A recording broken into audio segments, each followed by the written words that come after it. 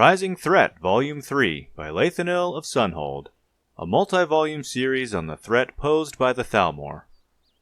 Ever so cautiously, I formed a cabal made up of others who distrusted the motives and methods of the Thalmor.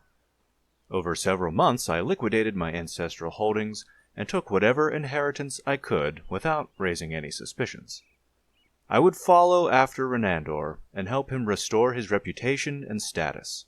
We would then return to best the Thalmor at their own game, and win back the mores and morals of the Altmer. The rest of my cabal would stay on Summerset Isle and win the trust of the Thalmor on whatever level best suited each of them, sending clandestine missives to me whenever possible. After weeks of painstaking investigations and exorbitant bribes, I was able to learn that Renandor was placed on a ship to Anvil. I booked my own passage to Anvil. My search almost ended there, for Renandor had never arrived in Anvil Harbor. My instinct that Renandor met a duplicitous end was confirmed when I sought out several of the deckhands who were reported to be aboard Renandor's vessel. All died under mysterious and violent circumstances. The first of many attempts on my life occurred soon after.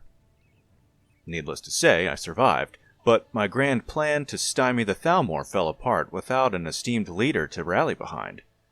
I went into hiding, waiting anxiously for word of the Thalmor's activities back on Summerset Isle. Over the following years, I tried to bend the ear of the Empire through various avenues and warn them of the Thalmor's doings. The Empire, however, was having enough troubles dealing with the aftermath of the Oblivion crisis within its own borders without seeking trouble in faraway Summerset.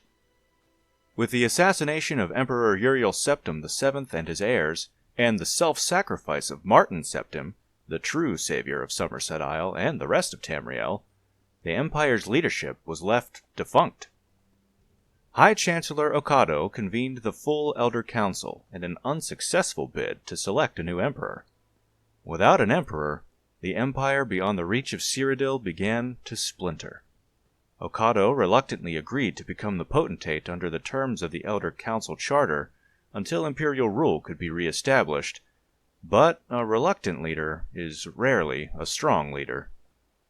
Potentate Okado made admirable efforts to rein in the bedlam that threatened to rip the empire apart, and was even making headway when Red Mountain erupted and destroyed much of Vardenfell, likely from Thalmor tampering, but I have yet to find proof of their misdeeds in this. What was left of Morrowind was thrown into absolute chaos. The effects of the eruption were felt even in Blackmarsh, destroying roads and cutting off the Imperial garrisons there. None were prepared for what happened next.